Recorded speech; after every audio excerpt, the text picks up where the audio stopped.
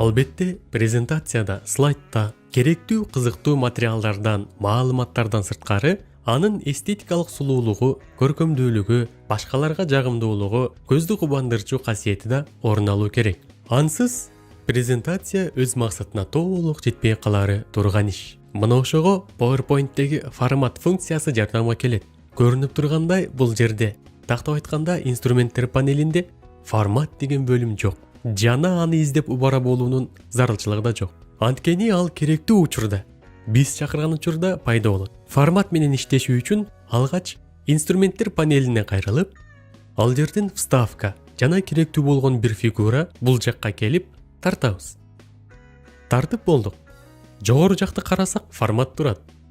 Башында айткандай, керектүү учурда өзү пайда болду. Эгерде биз презентациялык барактагы кайсы бир объектти, мейли жазууну, мейли фигураны, мейли сүрөттү белгилесек гана формат пайда болот. Эгер мындай кылып объектти белгилебей койсок, форматтагы көрүнбөй көздөн кайын болот. Анын өзгөчөлүгү ушунда.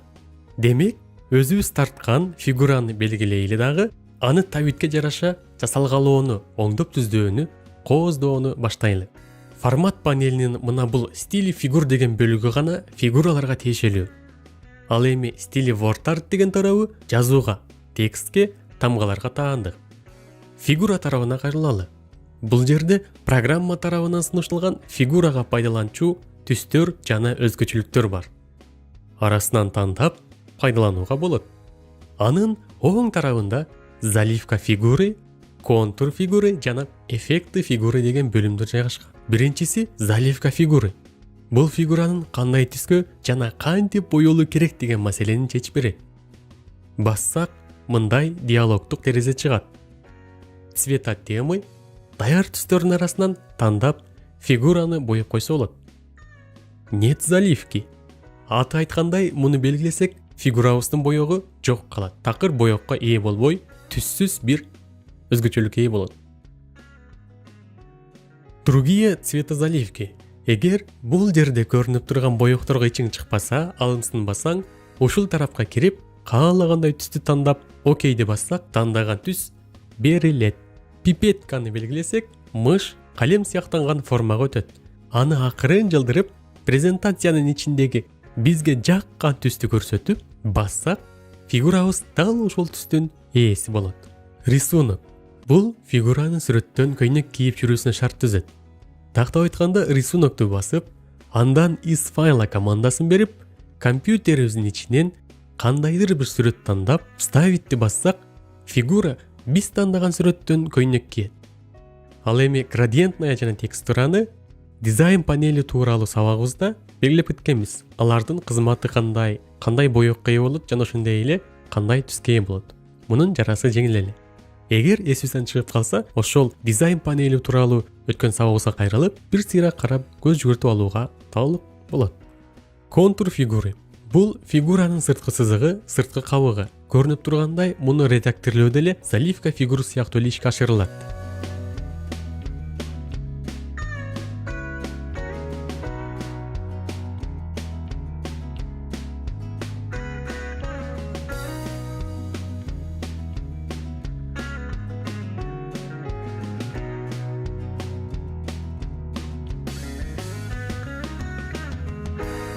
Ал эми эффект фигурыда көп маселе бар.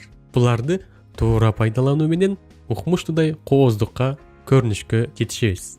Анда катарынан баштайбыз. Биринчиси заготовка фигуры. Бул фигуранын жалпы көрүнүшү, анын объемдуулугу. Тактап айтканда, ал жалпак графика эмес, өзгөчө жандуу, реалдуу формага айланат. Экинчиси тень. Фигуранын түшүргөн көлөкөсү. Арасынан тандап, фигурага көлөкө берсек, биринчиден керектүү учурда кооздук болот, экинчиден жасалма эмес, реалдуу көрүнүшкө жакындап калат. 3. Отражение. Аты айтылгандай, фигуранын чагылышы. Арасынан тандап, белгилеп, фигурага кошсок, фигуранын кайсы бир тарабынан анын чагылышы көрүнүп, билинип турат. 4-сү подсветка. Фигуранын жарык чачып туруусу же анын нуру десек да болот. Арасынан тандайбыз, пайдаланабыз. 5-си сглаживание. Фигуранын слайд барагы менен же башка бир объект менен аралашып жуурулушуп бир объект сыяктуу абалга келүүсүнө жардам берет. 6. Рельеф. Фигуранын бет көрүнүшүнө берилүүчү эффекттер. Сулуулук, кооздук, өзгөчө боек.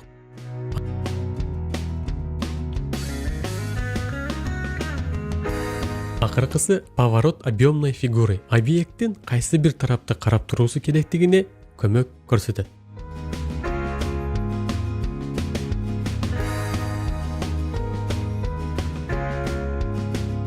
Демек, булардын баарын ылайыгына жараша аша чаап кетпей пайдалана берүүгө болот. Мунун баары табитке жараша тандалат, аныкталат, пайдаланылат. Андан соң фигуралар үчүн керектүү бул жерде дагы бир нече командалар бар. Выравнять фигуралардын белгилүү бир аянтка тегизделип туруусун ишке ашырат. Мисалы, бир нече фигура болсо, ошолордун баарын белгилеп, выравнятка кирип, керектүү буйрук берсек, баары ошону аткарат. Үчөөнү белгилеп, выравнять посередине командасын бердик эле, баары ортого тегизделди. Бул башаламан объекттерди тартипке салууга жардам берет. Албетте, кол менен да жасоого болот, бирок бул автоматтык түрдө тез, ыкчам ишке ашырууга чоң көмөк көрсөтөт. Повернуть. Муну кеңири түшүндүрүү анчейин деле зарыл эмес. Анткени бул ансыз деле түшүнүктүү. Киребиз, ылайыгына жараша фигураны команда берүү аркылуу тегерете беребиз. Размер бөлүмүндө фигурага өлчөм беребиз. Тактап айтканда, анын узун туурасы канча болуу керектигин сантиметр аркылуу берип аныктап алабыз. Бул жерде жанаша дагы эки команда турат. Переместить вперед жана переместить назад. Булар объекттердин кабатталып жайгашуу ордун аныктайт. Маселен, бул жерде 3 фигура турат. Эгер жылдыз алдыңкы катарда туруусун кааласак, переместить впередка кирип, команда бере беребиз. Переместить вперед бир кадам алдыга жылат. Ал эми на передний план эң алдыга жылат. Кийинки переместить назад ушунун эле карама каршысы. Баардыгы ушундай. Ал эми тексттин форматын даярдоо деле дал ушул фигураны жасалгалагандай ишке ашат. Дээрлик айырмасы жок. Болгон айырмасы бири геометриялык фигуралар, экинчиси текст. Тексттин жазуунун форматын даярдоо форматтын экинчи жарымында. Тактап айтканда, оң жак тарабында стили word art деген жерде ишке ашат. Баары дал мурдактай. Кирип, бир сыйра эксперимент жүргүзүп, таанышкан соң биздин презентациябызга, слайдыбызга кеңири пайдаланууга болот.